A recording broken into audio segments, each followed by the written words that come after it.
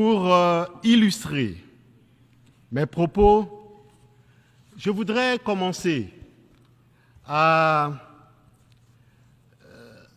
vous montrer une carte du monde. Regardez, mesdames et messieurs, s'il vous plaît, cette carte du monde. Une carte qu'on a tous étudiée à l'école, cette carte-là. Et sur cette carte, vous voyez vous-même, qu'on utilise tous, il y a un problème. Si vous ne voyez pas le problème, je vais vous aider à comprendre ce problème en tant qu'Africain.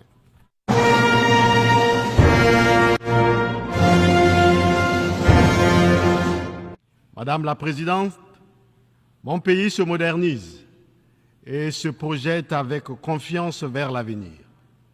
Mais les efforts ainsi consentis ne sont pas à l'abri des menaces terroristes qui pèsent sur le Sahel et l'ensemble de l'Afrique de l'Ouest. Je voudrais en ce lieu solennel rendre un hommage appuyé à toutes les victimes civiles comme militaires qui ont consenti le sacrifice suprême dans ce combat difficile. Madame la Présidente, Mesdames et Messieurs, cette année 2025, les Nations Unies ont 80 ans d'existence. Et 80 ans, c'est l'âge de la maturité et aussi du bilan. Nous devons reprendre la main sur le cours des événements pour les orienter vers l'édification d'un monde moins heurté et plus juste.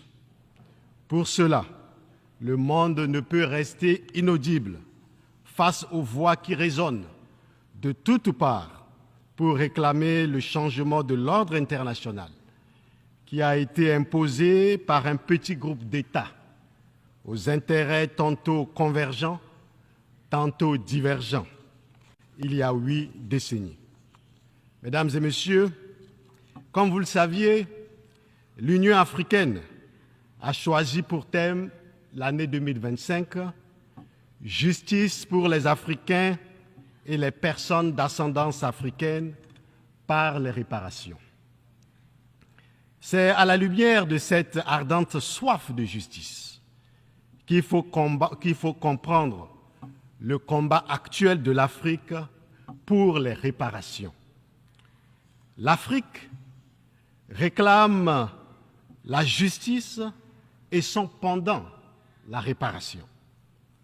L'Afrique réclame justice pour avoir été humainement pillée et humiliée à travers l'esclavagisation de ses fils et de ses filles pendant plus de 4 décennies. Plus de 20 millions d'Africains ont été arrachés à leurs familles et déportés vers les Amériques, où ils ont été mis en esclavage. Les âmes de ces millions d'hommes sont en attente de justice. L'Afrique réclame justice pour avoir été désorientée et profondément perturbée dans sa trajectoire historique par près d'un siècle de colonialisme. L'Afrique réclame justice pour avoir payé de son sang et de ses ressources la prospérité d'autres continents. L'Afrique réclame justice parce qu'en 80 et 90% de son patrimoine culturel se trouve aujourd'hui dans des musées à l'étranger. L'Afrique réclame justice parce que des restes humains africains demeurent entre les mains des étrangers en dehors du continent et en violation des lois sacrées de l'humanité. L'Afrique réclame justice parce que sa contribution significative à la victoire sur les ténèbres du fascisme au XXe siècle a été négligée lors de la fondation des Nations Unies où nous sommes aujourd'hui en 1945. L'Afrique réclame justice parce qu'elle a été exclue 80 ans des instances décisionnelles du monde.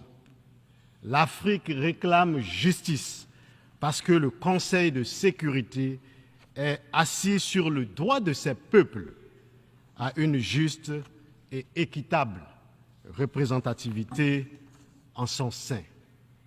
Autrement dit, mesdames et messieurs, dear friends, Africa demands justice because its children continue to be victims of racism and humiliation around the world.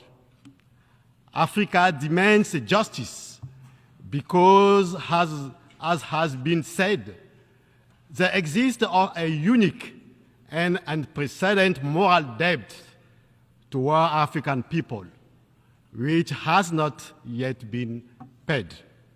Humanity has never been. L'humanité n'a jamais été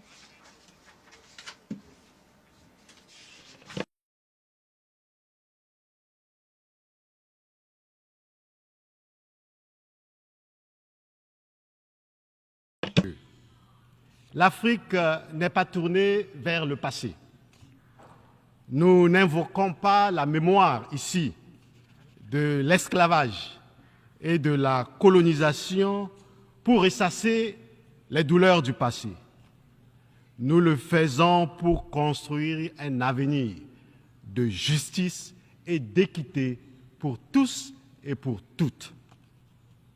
Mesdames et messieurs, pour illustrer mes propos, je voudrais commencer à vous montrer une carte du monde.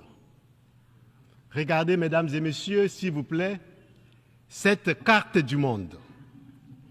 Une carte qu'on a tous étudiée à l'école. Cette carte-là.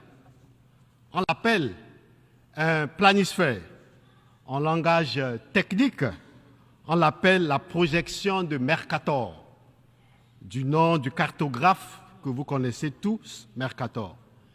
Et sur cette carte, vous voyez vous-même qu'on utilise tous, il y a un problème. Si vous ne voyez pas le problème, je vais vous aider à comprendre ce problème en tant qu'Africain.